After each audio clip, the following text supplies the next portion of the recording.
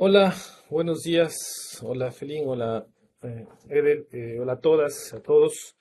Hoy es nuestra segunda sesión del seminario Tramos. Como ustedes saben, seminario Tramos se desarrolla a partir de un seminario inicial que tenía CIESAS Occidente, que es CEPEMIO, y ambas instituciones, CIESAS Occidente y la Universidad de Guadalajara, a través de la Cátedra de Inmigración Internacional Forzada, Inclusión y Derechos Humanos de la Universidad de Guadalajara, con financiamiento del IDRC, organiza este seminario. Esta es nuestra segunda edición y estamos realmente muy felices de tener entre nosotros como la segunda presentadora a mi querida amiga Felín Fryer.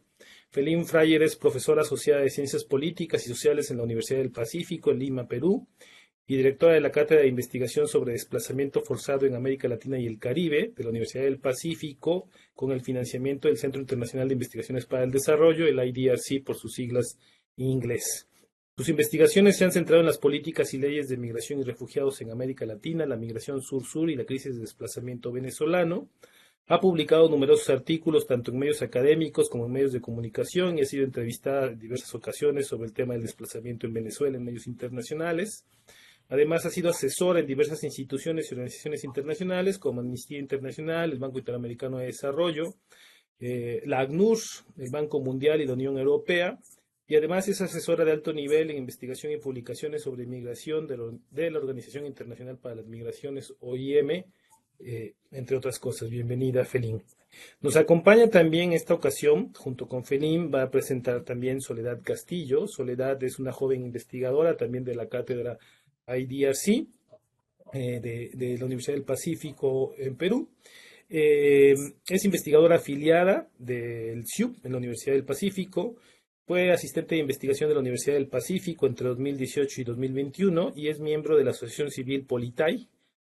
Lo fue durante 2015 a 2019. Es autora también de varias publicaciones académicas sobre movilidad humana, migración venezolana y políticas migratorias en Perú y Latinoamérica, perdón. Soledad es licenciada en Ciencia Política y Gobierno por la Universidad Pontificia Católica del Perú, la Pontificia Universidad Católica del Perú, perdón, y tiene una maestría en estudios latinoamericanos en la Universidad de Salamanca. Nada más rápidamente cómo vamos a organizarnos en esta ocasión. Felín nos va a acompañar en estos primeros minutos y en el cierre de la presentación por unos temas de salud que le impiden hablar durante más de 20 minutos, pero va a estar aquí respondiendo preguntas y respuestas y Soledad va a encabezar la presentación. Y comenzamos cuando ustedes nos indiquen. Bienvenida Soledad, bienvenida Felín, perdón. Edel, ¿algo que quisieras agregar antes de comenzar? No, nada más, agradecerle que es su presencia acá en el seminario y tiene la palabra, por favor. Adelante.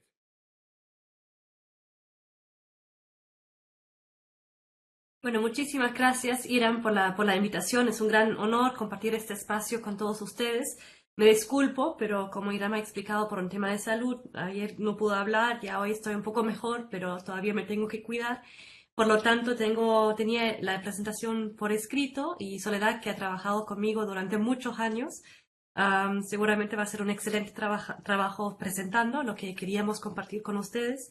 Igual yo voy a estar escuchando, conozco obviamente lo que va a decir y al final va a ser un gran gusto estar acá para discutir con ustedes y responder cualquier pregunta que tengan.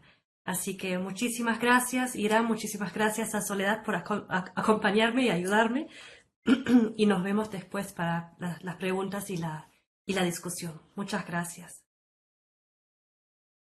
Gracias, Felín. Adelante, Soledad. Buenos días, gracias. Entonces, hoy vamos a comenzar a hablar acerca de la evolución de la legislación y la gestión migratoria y el paradigma de los derechos humanos en América Latina. Voy a compartir la presentación en pantalla.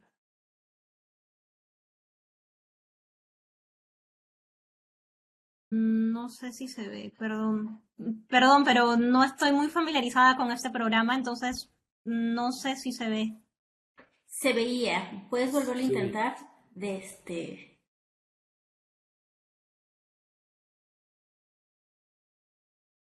Es correcto, ya se ve. Yo no lo veo en pantalla completa. Vale, ahora sí. Ahora sí, entonces comenzamos. El desplazamiento masivo de más de 7 millones de venezolanos desde el año 2015, escapando del colapso económico y estatal, de la violencia y las violaciones de los derechos humanos, ha reposicionado a América Latina en el mapa de los fenómenos y análisis migratorios. Tal como pueden ver ahí en el mapa, ¿no? Están las cifras de los venezolanos que se han desplazado y la gran mayoría de ellos se encuentra en nuestra región latinoamericana. Cuando pensamos en los derechos humanos y la legislación migratoria, esta región constituye un outlier desde una perspectiva global e histórica. Desde los inicios de los 2000 hasta el 2015, los gobiernos latinoamericanos asumieron posiciones destacadas sobre el asunto de la migración internacional. Discursos extraordinariamente liberales acerca de la migración y los derechos de los migrantes fueron sustentados en los principios de los derechos humanos y llevaron a iniciativas progresistas de políticas públicas tanto a nivel nacional como regional. En efecto, varios proyectos académicos, como el proyecto DMIC de la Universidad de Oxford, que codificaron las políticas y leyes migratorias, sugieren una tendencia general restrictiva en la mayoría de las regiones del mundo desde mediados de la década de 1980. En América Latina, sin embargo, encontramos una excepción histórica, lo que significa que hubo un incremento de restricciones en la década de los 60 y principios de la década de los 70, pero luego hubo una apertura de los regímenes migratorios desde mediados de los 70. El cambio de paradigma legal y filosófico de la gobernanza migratoria en América Latina fue fundamentado en el principio de derechos humanos de los migrantes, incluyendo tanto los derechos de primera como de segunda generación. La liberalización legislativa no solo incluyó la adopción de definiciones ampliadas de lo que es ser refugiado en las legislaciones nacionales, sino también lo siguiente: la no criminalización de la migración irregular y un consecuente énfasis en la regularización, la concesión de derechos socioeconómicos y la incorporación de cláusulas de no discriminación y protección especial, tanto en las leyes migratorias como de refugio, e incluso el reconocimiento de la migración como un derecho fundamental y, por tanto, el derecho a la doble ciudadanía y, teóricamente, la concesión a migrantes y refugiados de los mismos derechos que los nacionales. A pesar de las dificultades en la implementación de estas leyes basadas en los derechos humanos, en términos de que la discriminación regional y racial contra migrantes extracontinentales de color ha sido notoria desde su implementación, la crisis del desplazamiento venezolano ha puesto a prueba de manera más evidente estas normas progresistas. Aunque las reacciones de política no estuvieron a la altura de implementar adecuadamente las disposiciones progresistas basadas en los derechos humanos, y aunque éstas han oscilado entre la protección y la exclusión, vamos a ver que fueron innovadoras y generosas en comparación con el resto del mundo. Antes de discutir los orígenes y la implementación de las leyes basadas en derechos humanos, me gustaría brindarles un breve repaso del diverso y complejo contexto migratorio de América Latina. La gobernanza migratoria en América Latina debe ser entendida en el contexto de que se da, al mismo tiempo, en una región de origen, tránsito y destino de movimientos migratorios internacionales. Desde mediados del siglo XX, Latinoamérica ha pasado de recibir predominantemente europeos a ser una de las regiones con mayor emigración en el mundo. Desde la independencia hasta 1970, aproximadamente 14 millones de inmigrantes ingresaron a América Latina. Más de la mitad de ellos eran europeos originarios de Italia, España y Portugal. Desde la década de 1960, la migración europea a Latinoamérica disminuyó. Durante las dictaduras militares del momento, miles de miembros de oposición políticamente perseguidos buscaron refugio en otros países dentro de la región. Después de la crisis económica y el colapso de fines de 1990 y principios de los 2000, la emigración se incrementó y entre los años 2000 y 2010 los flujos desde los países latinoamericanos superaron los flujos de inmigración en 11 millones de personas. Los mayores destinos de inmigración fueron países fuera de la región, como Estados Unidos, España y Canadá, pero también dentro de América Latina, como Argentina e, irónicamente, también Venezuela. A pesar de que la inmigración latinoamericana hacia los Estados Unidos y Europa decreció drásticamente luego de la crisis económica global de 2008, un retorno masivo de migrantes hacia la región no ha ocurrido. Mientras tanto, los flujos de inmigración y el Medio Oriente también se han incrementado desde mediados de los 2000, aunque en general con números muy bajos, excepto para el caso de los haitianos en Brasil. Desde el 2015, el panorama migratorio de América Latina ha cambiado radicalmente. Para agosto de 2023 había 7.7 millones de desplazados venezolanos en el mundo, convirtiéndolo en la segunda crisis de desplazamiento más grande del mundo luego de la crisis de refugiados de Ucrania. Del total de desplazados venezolanos en Latinoamérica, particularmente en Colombia, Perú, cerca de medio millón en Ecuador, Chile y Brasil cada uno. Como vamos a ver, los cambios dinámicos en los contextos migratorios en la región están relacionados también con el cambio de paradigma sobre cómo los tomadores claves de decisiones abordaron la gestión y las leyes migratorias, la reciente aprobación de la legislación migratoria basada en los derechos humanos y al mismo tiempo la falta de su implementación. Retornando a las reformas migratorias, desde una perspectiva histórica, es importante señalar que las leyes migratorias y de ciudadanía de la región del siglo XIX ya habían pasado por una fase liberal en la cual las fronteras abiertas y el trato igualitario de los extranjeros fue promovido. Desde la independencia, los países de América Latina, excepto Brasil y territorios neerlandeses, franceses y británicos en la región, promovieron el libre movimiento de las personas y el trato igualitario de los latinoamericanos, o más precisamente, los hispanoamericanos, entendidos, podría decirse, como miembros de la élite criolla. En efecto, varios acuerdos internacionales y leyes nacionales garantizaban el acceso preferencial de los migrantes regionales a la nacionalidad, incluso consular en el exterior. A lo largo del siglo XX, especialmente bajo los regímenes militares de los 70 y 80. Bajo la doctrina de seguridad nacional en el contexto de la Guerra Fría, gobiernos autoritarios que vulneraron los derechos humanos vieron el manejo estricto de la migración como parte de su lucha contra sus enemigos internos. Pese a que no todos los regímenes militares fueron iguales, estuvieron todos preocupados por el control de la población, el cual era parte de la agenda de seguridad del Estado. Estos regímenes compartían su desconfianza hacia los extranjeros y la adopción de regímenes migratorios restrictivos. Aunque las últimas dictaduras militares en el Cono Sur cayeron en los 90, los discursos de inmigración oficiales siguieron siendo securitistas, restrictivos y a menudo abiertamente racistas por una década más. Desde el comienzo del siglo XX, no obstante, los discursos políticos sobre migración, tanto a nivel nacional como regional, volvieron a tener un enfoque normativo liberal hacia la apertura de fronteras y la ampliación de los derechos sociales y políticos a los migrantes y refugiados, con un foco excepcional en salvaguardar sus derechos humanos. A lo largo de la región, los discursos viraron desde el cierre y securitización al énfasis de los derechos humanos de los migrantes, la no criminalización y el rechazo del racismo. Este cambio discursivo ocurrió en el contexto de emigración masiva y preocupaciones políticamente lucrativas respecto a los derechos de los latinoamericanos en la diáspora.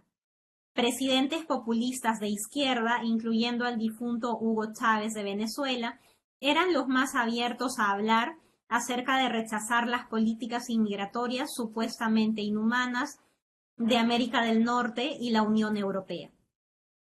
Mientras que los gobiernos nacionales en América Latina y otras partes vieron anteriormente a los emigrantes como potenciales traidores y tomaron pasos para quitarles el derecho al voto y la nacionalidad, los responsables de políticas públicas veían ahora a los migrantes como embajadores valiosos y fuentes de remesas a los que la doble ciudadanía debía extendérseles, y el derecho al voto garantizárseles. Este giro en la percepción se volvió evidente en numerosas leyes adoptadas en los 90, permitiendo la doble nacionalidad y el voto desde el extranjero.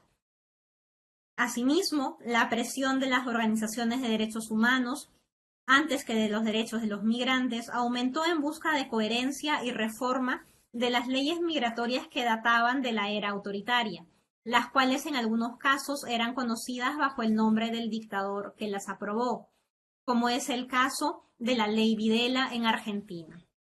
Argentina fue justamente el primer país en reformar su legislación migratoria en 2004, seguida de Uruguay en 2008, Bolivia en 2013, Perú en 2017, Ecuador también en 2017, Brasil en el mismo año, Chile en 2021 y Paraguay en 2022. Estas leyes coinciden en varios aspectos.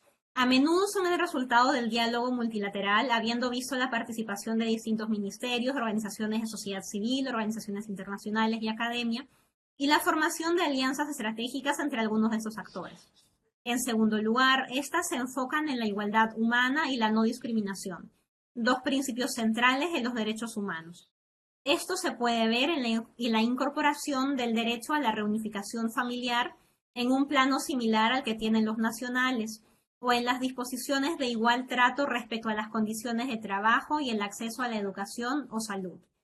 Tercero, y bajo la igualdad de trato, otros principios relacionados pueden ser discernidos: la no criminalización de la migración irregular y el derecho a migrar como derecho fundamental, consagrado en las leyes de Argentina, Bolivia y Uruguay y en la Constitución ecuatoriana de 2008.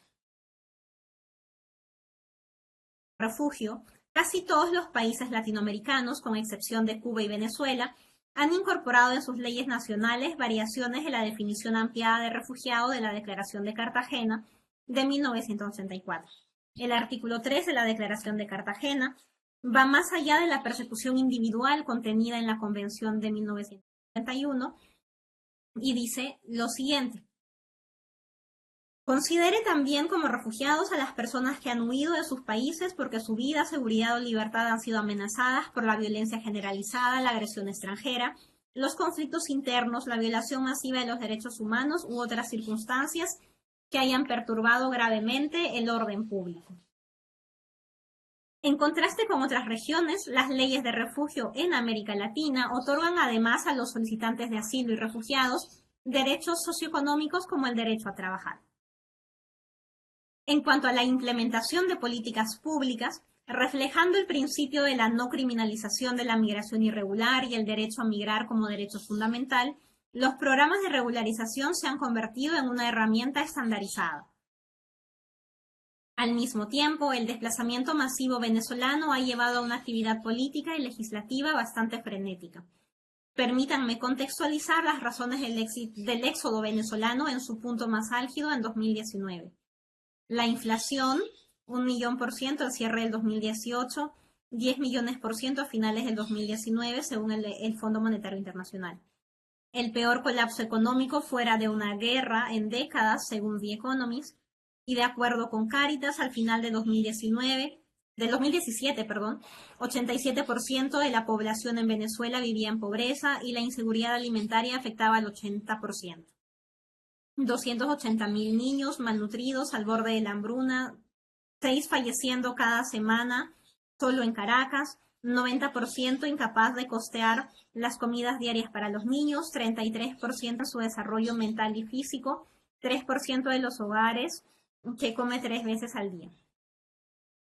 9.355 protestas en el 2018, de acuerdo con el Foro Penal, 130 fallecidos, 4.000 heridos, 5.000 arrestados durante los 4 meses de protestas en 2017.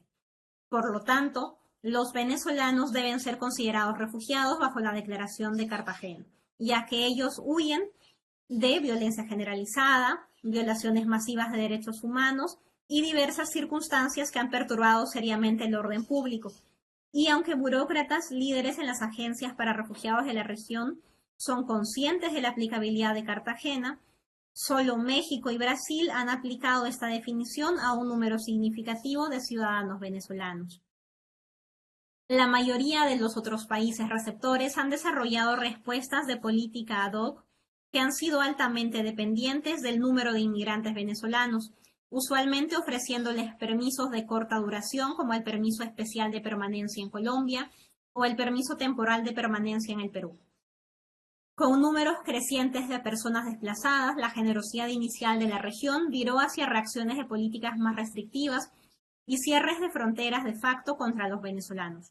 Por ejemplo, la introducción de las llamadas visas humanitarias con filtros económicos para los venezolanos y la militarización de las fronteras en el contexto de la pandemia de COVID-19 en diferentes países como Chile, Ecuador y Perú, llevó a un marcado aumento en los cruces de frontera irregular y el tráfico de migrantes. Por lo tanto, incrementó las violaciones de los derechos humanos cometidas contra migrantes y refugiados. Una excepción notoria es el Estatuto Temporal de Protección de Colombia. El estatuto ofrece a los ciudadanos venezolanos estatus regular y documentos por 10 años, la oportunidad de integrarse al mercado formal de trabajo y acceso a los servicios públicos. Es un enfoque de política pragmática saludable que ha mejorado dramáticamente la vida de los venezolanos residentes en Colombia, pero que a la vez socava el sistema de protección de refugiados de Colombia y de América Latina. Argentina, Brasil y Uruguay unilateralmente han aplicado el acuerdo de residencia del Mercosur a los migrantes venezolanos y, por tanto, les ofrecen un trato privilegiado como ciudadanos regionales. Ecuador ha adoptado un enfoque similar, aunque costoso y poco factible, entre 2017 y 2019 hasta que modificó su ley migratoria en 2020. Para poder explicar tanto las reformas legislativas basadas en los derechos humanos y la falta de implementación en la región, es esencial considerar dos puntos: el cambio de paradigmas ideológicos y los intereses de los actores políticos. El cambio de paradigma normativo hacia un enfoque de derechos humanos en la ley y gestión migratoria puede explicarse por tres factores. Primero, el retorno a la democracia. Luego de décadas de dictaduras militares, generó una renovada importancia de la ley internacional y de los derechos humanos. Segundo, las emigraciones masivas luego de la crisis de inicios de los 2000 en la región puso los derechos de los migrantes en la agenda política. Tercero, varios gobiernos empezaron a estar dispuestos a introducir elementos sociales en la agenda regional, la cual se había estancado en sus objetivos originales, puramente económicos, de incrementar el comercio y estabilizar los mercados internos. Estos factores se desarrollaron en el contexto de la históricamente fuerte posición de los presidentes latinoamericanos en los procesos de integración regional, específicamente en lo que respecta a la gestión de la migración regional. Respecto al primer factor, la institucionalización de los derechos humanos fue un aspecto central del proceso de democratización desencadenado en América Latina a finales de los 70, especialmente en el contexto del enjuiciamiento de los militares involucrados en las violaciones de los derechos humanos durante los regímenes autoritarios. Un ejemplo paradigmático en este sentido es Argentina, donde un discurso más progresista se formó luego de que Néstor Kirchner, del Partido Justicialista, ganó las elecciones presidenciales en 2003. Kirchner necesitaba aliados políticos y adoptó un discurso en el cual la reforma migratoria había sido un asunto prioritario desde hace mucho tiempo. Kirchner mismo había sido perseguido durante la última dictadura, lo que dejaba pocas dudas de que los derechos humanos, incluyendo los derechos de los migrantes, serían centrales en la agenda de su gobierno. A nivel regional, hubo una reafirmación paralela del derecho internacional, sobre todo los derechos fundamentales.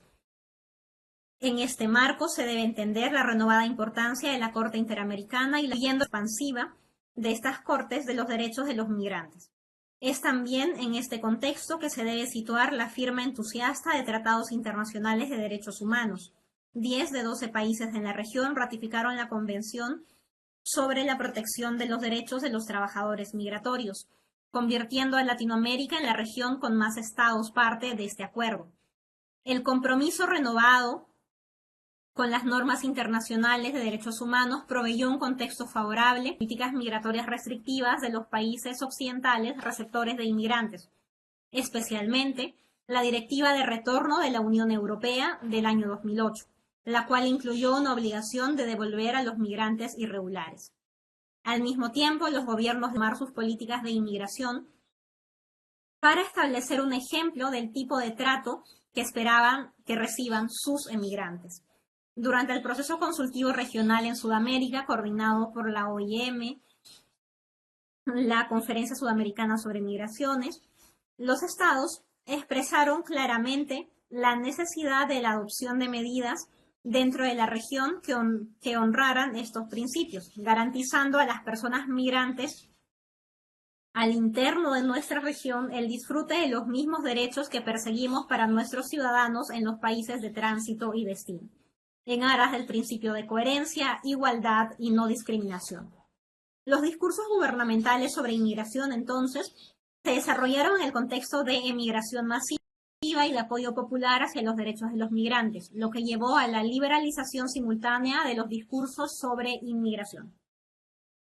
Las organizaciones de derechos humanos, las asociaciones de migrantes, las organizaciones internacionales y académicos encontraron una oportunidad para demandar que los gobiernos latinoamericanos enmienden sus leyes migratorias anteriormente restrictivas en línea con estas críticas. Tercero, al mismo tiempo, y debido al incremento de la emigración y la reducción de los flujos migratorios europeos previos desde 1960, la migración regional se volvió mucho más significativa y muchos de estos migrantes regionales se encontraron a sí mismos en situación de indocumentados. Procesos históricos que llevaron a la adopción de acuerdos regionales de libre movimiento, como los acuerdos de residencia del Mercosur de 2002. Eventualmente, la ideología política determinó las reacciones de política. Es decir, los ejecutivos de derecha opuestos al régimen de Venezuela eran más propensos a recibir y proteger a los ciudadanos venezolanos que sus contrapartes de izquierda. Con el incremento de los números, falta de capacidad estatal, los discursos políticos y mediáticos cada vez más xenófobos, el aumento de las actitudes públicas xenófobas y con la conversión de los venezolanos en un problema político doméstico, hay algunos derechos de la población venezolana, como el derecho a la educación, la salud, el empleo justo y la libre y la no discriminación, que se han dejado de lado o intencionalmente se vulneran. La vacilación de los estados en el reconocimiento prima facie de los venezolanos como refugiados se ve reflejado por la creación de una nueva categoría por parte del ACNUR, de venezolanos desplazados fuera de su país, en lugar de comproteger, la cual fue introducida en el Global Trends Report del 2019 de ACNUR. Esta categorización permite a los estados evitar sus responsabilidades hacia los venezolanos que son refugiados bajo la definición de Cartagena.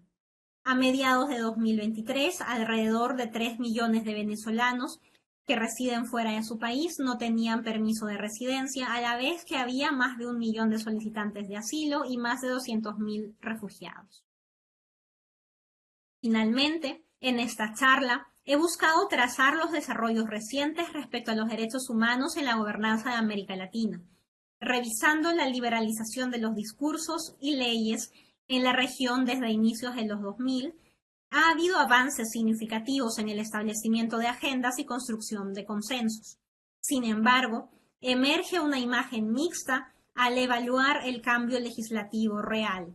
En muchos países y a nivel regional, persisten brechas significativas entre discursos y marcos legislativos, especialmente considerando el desplazamiento masivo venezolano, pero mucho más respecto a los migrantes de color extraterritorial. Gracias, Soledad. Gracias, Felín. No sé si antes de abrir sesión de preguntas, comentarios, quisieras agregar algo, Felín, o pasamos directamente. Creo que podemos pasar y mejor profundizamos en la discusión. Sí, gracias. Gracias, Sole. Bueno, abrimos este momento para preguntas y comentarios. Podemos leerlos en el chat de YouTube también. O por aquí, los que están conectados en Blue Jeans, en YouTube teníamos más usuarios de los que hay ahora, pero alguien que quisiera dar algún comentario o pregunta para las ponentes. Bueno, mientras aparece algún comentario, a mí me surgía una pregunta y una duda hacia el final de la exposición y sobre esta transición hacia los derechos humanos, ¿no? En las legislaciones en la región. Obviamente el principal derecho humano que se tiene que respetar es el derecho humano a migrar, pero ustedes, ¿cuáles violaciones o cuáles son las violaciones más típicas a derechos humanos que han identificado en la región en general para la población que se encuentra en situación de movilidad, no únicamente para la gran diáspora venezolana? Irán, Sí, adelante, Edel. me gustaría agregar algo a esta pregunta que tú haces. Me parece que está relacionado para no después reiterar una misma pregunta. Si me lo permiten. Adelante. Gracias. En primer lugar, agradezco muchísimo la exposición. Me parece que profundiza en una de las cuestiones, digamos, que son más relevantes a la hora de entender qué está ocurriendo con la migración, no solo a nivel global, sino también en un sentido regional. Y mi comentario va más en el sentido de lo que mencionaban justamente al final.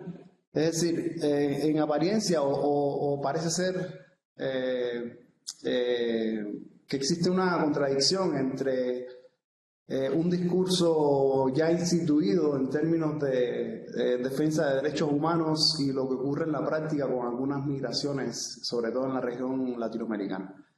Cuando escuchaba la exposición, yo me acordaba de algunos autores que han hecho cierto énfasis en lo que ocurre con la migración haitiana. Algunos de ellos son Edson Guldi Luidor, Fernández Stan, una argentina, y Karina Trabalón y Alejandro Canales, quienes en conjunto parecen identificar que hay una especie de retórica humanista o humanitaria que se contrapone o que se enfrenta a criterios de expulsabilidad y de discriminación en relación a la migración haitiana y en países como Chile y Argentina. De hecho, estos autores llegan a conclusiones como que esta migración haitiana sufre de cierta racialización que se basa en una diferencia étnico-nacional y en las desigualdades de clase que puedan manifestar esta migración. Entonces, mis dos preguntas, también comentarios un poco para profundizar en este debate, serían, la primera, si en efecto existe esta contradicción que se puede manifestar o que se puede hacer más nítida a través del análisis de migraciones particulares en la región. Es decir, por una parte, está el discurso que plantea nuevos paradigmas desde el punto de vista humanitario, incluso ampliando el alcance de la categoría de refugio, pero por otra existen toda una serie de prácticas de gestión y administrativas que no se corresponden con este crecimiento. Y lo segundo está relacionado justamente con lo que decía Irán. Es decir, ¿en qué sentido, si existen estas experiencias, digamos, de discriminación y de exclusión hacia determinadas migraciones, que incluso Alejandro Canales logra definir como políticas migratorias que distinguen entre extranjeros e inmigrantes en dependencia del origen de estas migraciones, pues sería, yo creo, válido preguntar cuál sería el efecto real de este cambio que ustedes exponen acá. No sé si me expliqué bien. Esas son las preguntas que quisiera escuchar. ¿Quieren que responder estas o les leo los comentarios que ya están en YouTube? Creo que hago un primer intento en Ok, responder. Sole, si me quieres ayudar después y ahí seguimos mejor porque siento va, que eso perfecto. ya es bastante. Entonces, en Perfecto. términos de qué tipo de derechos humanos, ahí en el discurso o en la presentación distinguimos entre los derechos humanos de la primera y la segunda generación, ¿no? Eso es importante porque los derechos de la primera generación abarcan esos derechos humanos más clásicos como los derechos civiles y políticos, ¿no? que deben consagrar las llamadas libertades fundamentales, ¿no? Como el derecho a la vida, la libertad del movimiento. Me gustaría poner por ahí en paréntesis por el momento el derecho a migrar, Irán, y quizás lo podemos discutir un poco más. ¿Qué significa? Porque tenemos leyes y hasta la Constitución de Ecuador que habla de un derecho a migrar, pero no queda bien definido qué significa en la práctica, ¿no? El derecho a la expresión, la reunión, la religión, etcétera, ¿no?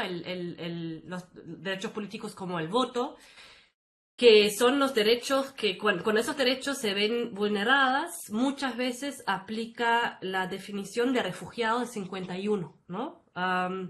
Mientras los derechos que vemos muchas veces violadas en la región son los derechos humanos más bien de segunda generación, que incluyen todos los derechos económicos, sociales y culturales, ¿no? Que se han definido también como derechos humanos. Y justamente lo que vemos con esta brecha, ¿no? Entonces, por un lado, las violaciones de estos derechos humanos de la segunda generación son son los factores que llevan, ¿no? A migrantes desde Venezuela, pero también otros migrantes en la región a migrar.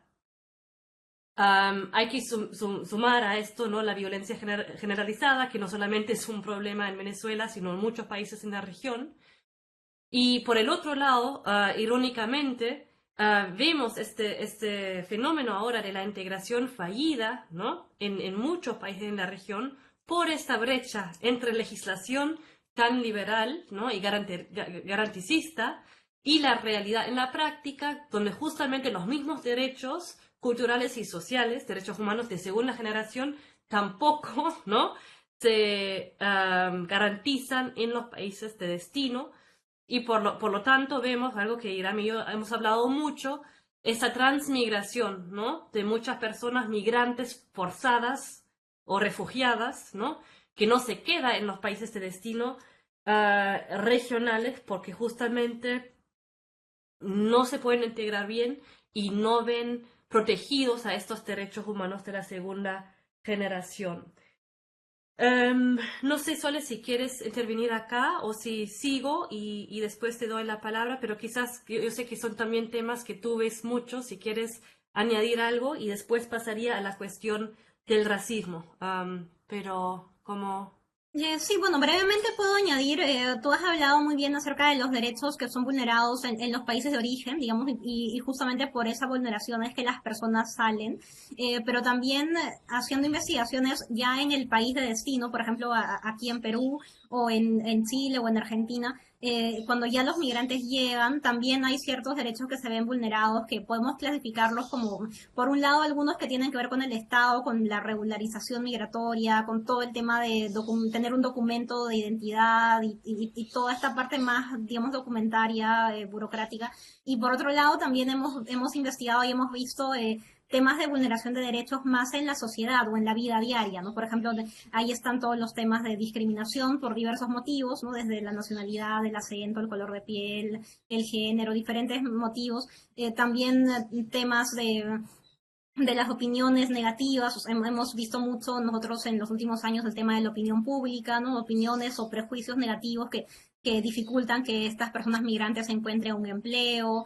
Entonces hay como múltiples situaciones que se ven ahí y justamente por eso se da lo que tú has comentado de la integración fallida, ¿no? Que muchas veces no les va bien o no se sienten bien o no se encuentran adecuadamente en el país donde han llegado y entonces deciden continuar y aventurarse hacia un nuevo destino.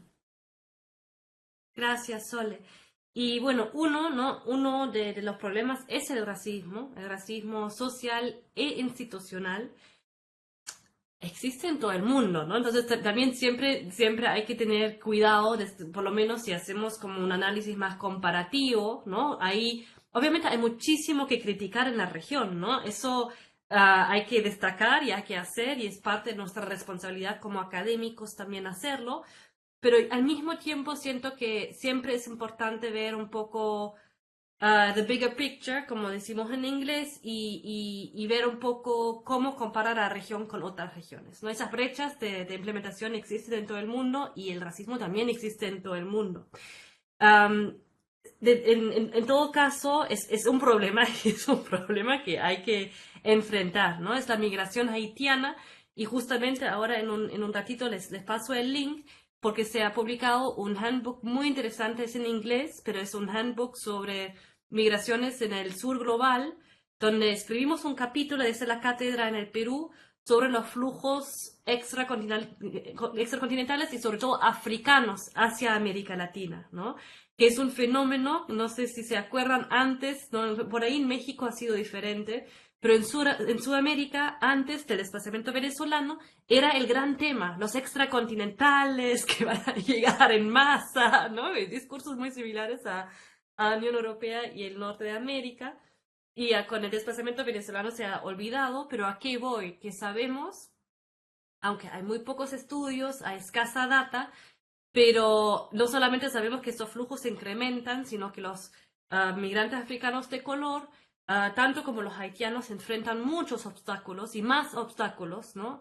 A su integración, regularización y a haber garantizado sus derechos, ¿no? En comparación con otros grupos. Hay el caso mexicano, lo que hicimos con un colega que ahora está con la OIM, que antes trabajaba en la Ibero, en el DF, y tenemos un estudio sobre la aplicación de Cartagena, Felipe Sánchez, que justamente comparamos, ¿no? Y Felipe han hecho un trabajo fenomenal, ahí yo soy coautora, realmente ha sido su trabajo, pero pidieron todo bueno, un poco enfermo, me perdonen, representative sample, como digo, como, ¿no? Que es una muestra representativa, gracias, Muestra Ira, atención. de todas las decisiones de la Comar, donde sí se aplicó, bueno, en todo caso, después vimos como toda la muestra, donde sí se aplicó Cartagena y las razones. Y es muy interesante porque a los venezolanos hasta el 2017 teníamos las muestras, se aplicaba, ¿no? Y a centroamericanos que huían de las mismas situaciones, donde hasta los informes, ¿no? Del Ministerio de Relaciones Exteriores describía los mismos riesgos situacionales, ¿no? No se aplicaba Cartagena, ¿no? Y obviamente ahí hablando y haciendo entrevistas, claramente en México como en muchos lugares en la región, bueno, es probable que las razones por este trato diferencial, ¿no? Entre venezolanos y centroamericanos tenía que ver con factores por ahí también socioeconómicos, pero también culturales y de color de piel, ¿no? Entonces yo creo que es un gran problema y además porque tenemos las leyes que ahora no lo profundizamos, pero tenemos las leyes que en todo el mundo tienen como la mayor cantidad de cláusulas sobre no discriminación y protección especial, ¿no? Que no se deberían ver estas situaciones de discriminación institucional, ¿no? En la aplicación de las leyes. Y la última pregunta que había sobre ¿es real o no el cambio? ¿Es imperfecto el cambio? ¿No? A veces hay brechas muy grandes. Y aunque no soy abogada, igual creo que el cambio legislativo es importante, ¿no? Quizás más importante que solamente el cambio de leyes es el cambio institucional, ¿no? El cambio cultural institucional que requiere de tiempo y requiere de voluntad política, que obviamente también es reversible, pero ahí siempre veo a Argentina como un ejemplo, donde no solamente cambió la ley en el 2004, sino hubo todo un trabajo de reeducar, ¿no? A los trabajadores de migraciones, a los trabajadores y burócratas que trabajaban en refugio, que no ha ocurrido en otros países donde obviamente, donde no hay este cambio institucional, solamente cambia la ley, es más fácil retroceder, ¿no? Después. Entonces, pero igual es un primer paso, ¿no? Y también es un primer paso porque si cambia la ley, ya la sociedad civil, los ONGs, los abogados tienen otra base para argumentar y también tratar de ganar juicios, ¿no? Y a través de eso generar un cambio institucional. Gracias. Gracias, Felín. Si quieren paso a revisar los comentarios, Edel. Los reviso. Te los Sí, por comento. Voy favor. a comentar todos de un solo jalón, como decimos en México.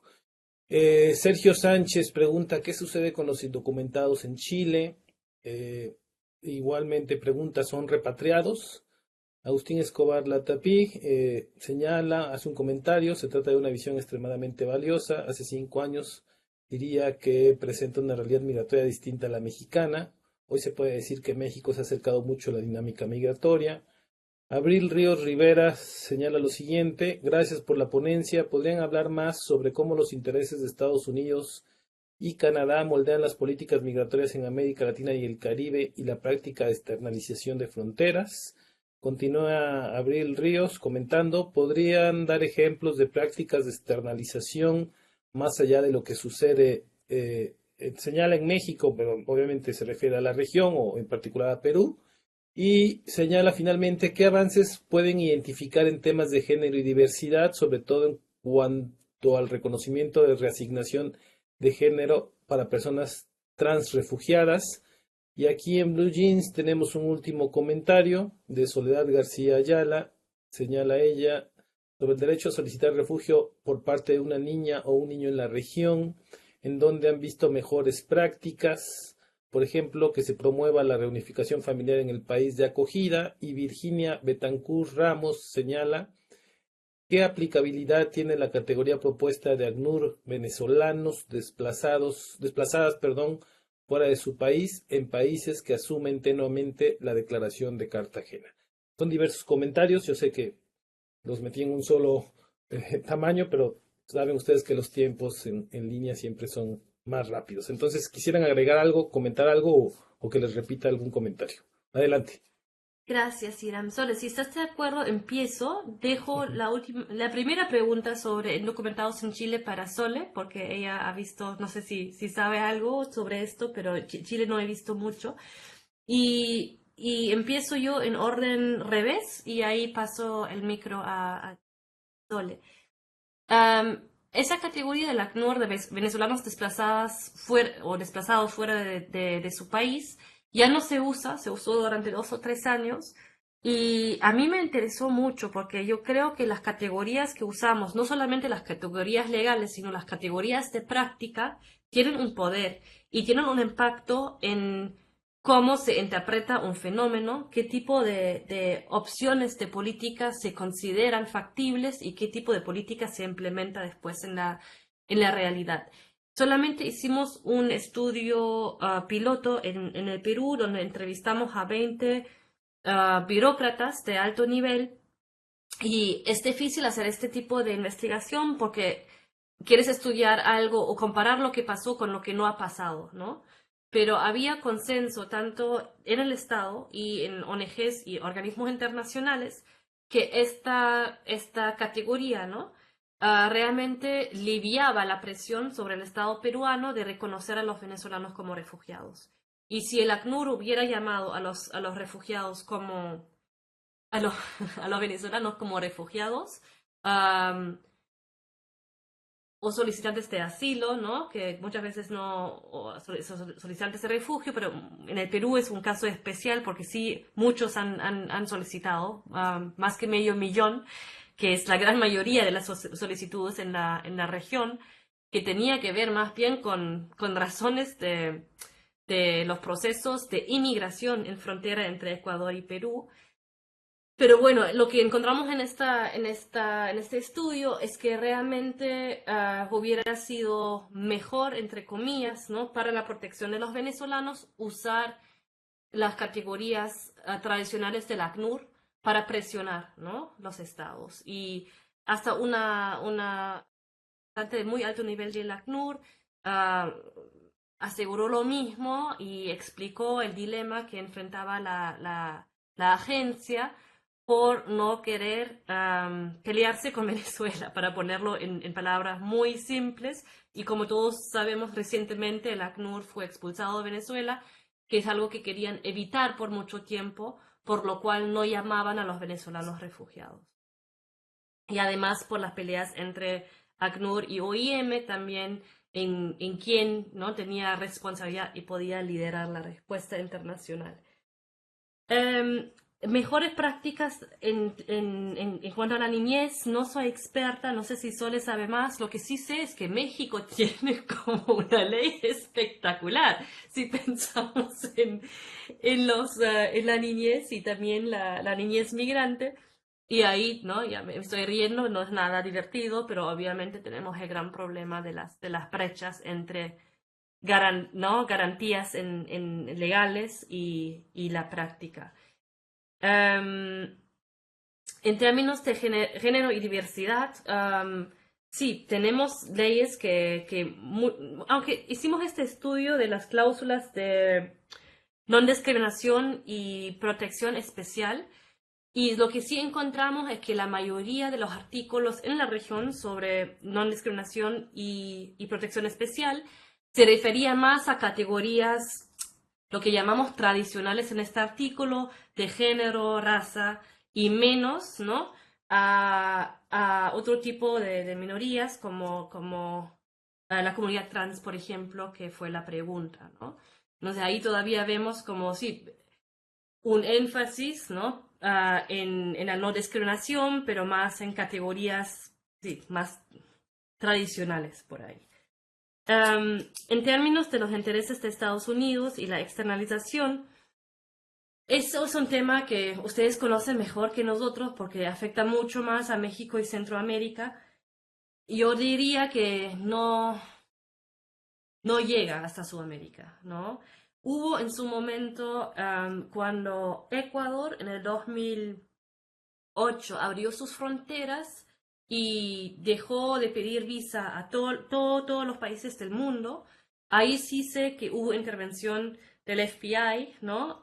Y había, sí, como toda una preocupación regional, pero pensando en Centroamérica y Estados Unidos, porque lo veían como, bueno, que Ecuador realmente estaba abriendo las puertas no solamente a su país, sino a toda la región y a Estados Unidos.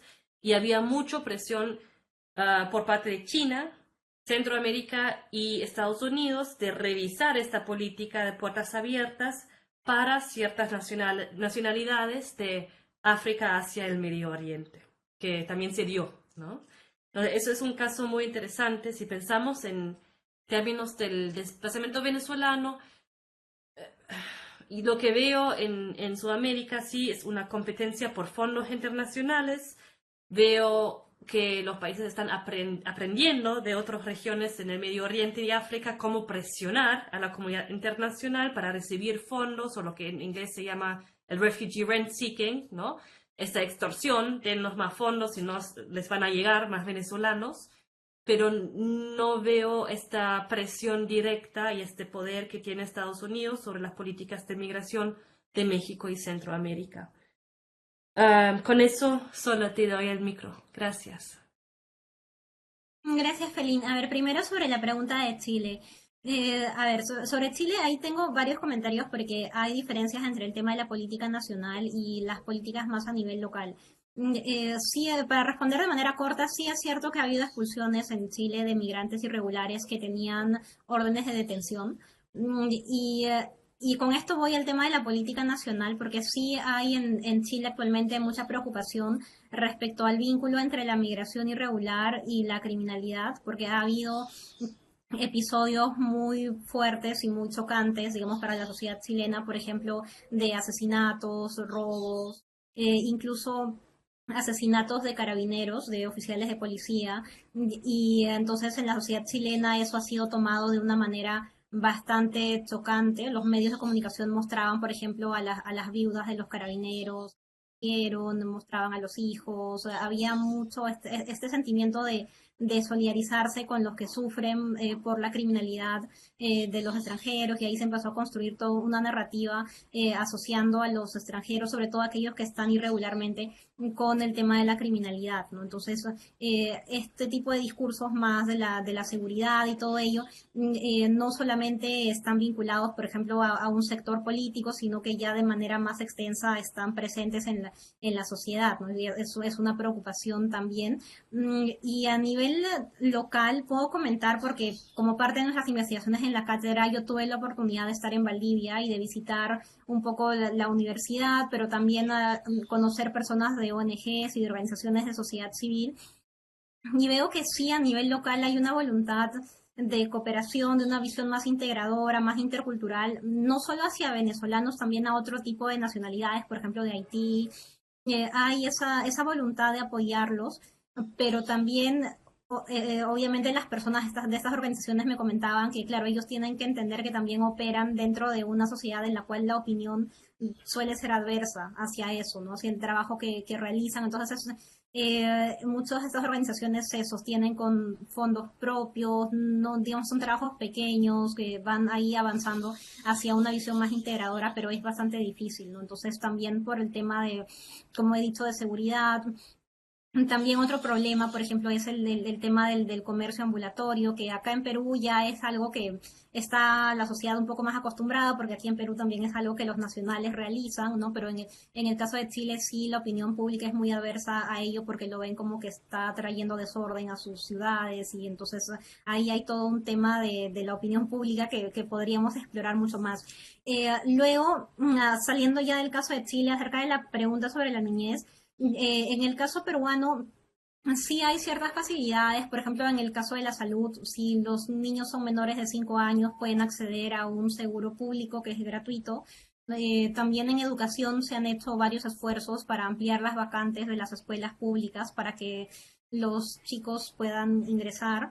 Eh, y luego, sobre la otra pregunta que era del tema de la diversidad y de las personas trans, bueno, es cierto, como dice Felín, que es algo que no se ha investigado tanto, pero por ejemplo, hablando de legislación en el caso peruano, el tema de, por ejemplo, cambiar el nombre en el documento de identificación, todo ello, no es posible, pero no es que solo sea para los migrantes, sino porque para los nacionales tampoco es posible. Entonces, no es un tema, digamos, general de que en este país todavía esos temas, no, digamos que se ven desde una manera más conservadora. Eso sería todo lo que puedo decir respecto a las preguntas que han hecho. No sé si se me escapa alguna, si hay alguna que falta. Gracias, Soledad. Si hubiera algo, seguramente nos van a escribir, lo leemos. Pero déjeme ir cerrando con los comentarios de Itzel Tinoco, y si tuvieran algo que agregar, podría hacerse. Itzel señala: buen día, gracias por la ponencia. Me resulta interesante la exposición en cuanto al cambio de paradigma hacia uno de derechos humanos en los marcos legislativos de la región. Coincido, sin embargo, en la necesidad de ponerlos en contraste con la gestión y los procesos de integración e inclusión de facto, que han resultado mucho más complejos y restrictivos, que se operan no solo desde los estados, sino también de otros actores, incluidos población civiles de los países de tránsito o acogida. Ese es el último comentario. ¿Algo que quisieran agregar, Felín, Soledad, respecto a esto? Creo que es un excelente comentario de conclusión, y la lucha sigue, ¿no? La lucha sigue, pero como yo dije antes, yo creo que igual significa la base para luchar, ¿no? Por un cambio en la práctica también. Pero el camino es largo, y lo que muchos de nosotros obviamente también tememos es un retroceso, ¿no? Y un cambio hacia legislaciones más restrictivas en la región, que por el momento todavía no lo vemos, pero vamos a ver, ¿no? Cómo se desarrollará eso en los próximos años, ¿no? Entonces creo que también se va a tener que luchar en dos frentes: por un lado por la implementación, ¿no? Y por el otro lado por la conservación, ¿no? De estas leyes más progresistas y garantistas de derechos. Gracias, Ira.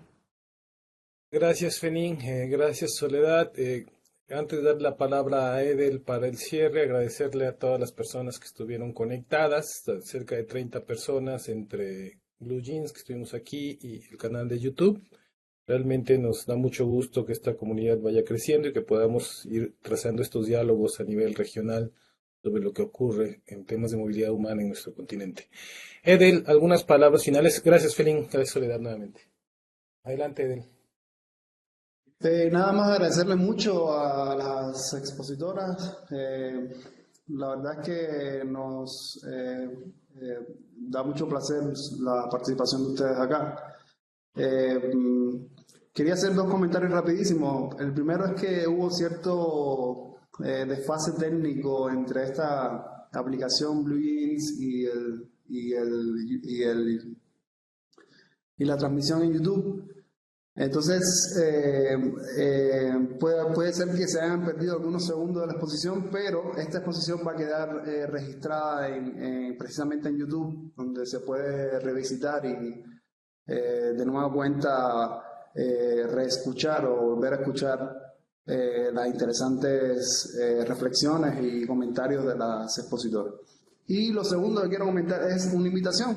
Quisiera invitarlos para el próximo miércoles 20 de marzo a la conferencia que nos va a ofrecer el doctor Agustín Escobar de título Migración y Trabajo, Experiencias de Investigación. De nueva cuenta, muchas gracias Felín, muchas gracias Soledad y bueno, estamos acá abiertos para futuras colaboraciones y conexiones. Hasta luego. Muchas gracias. Gracias, hasta luego. Pronto. Chao.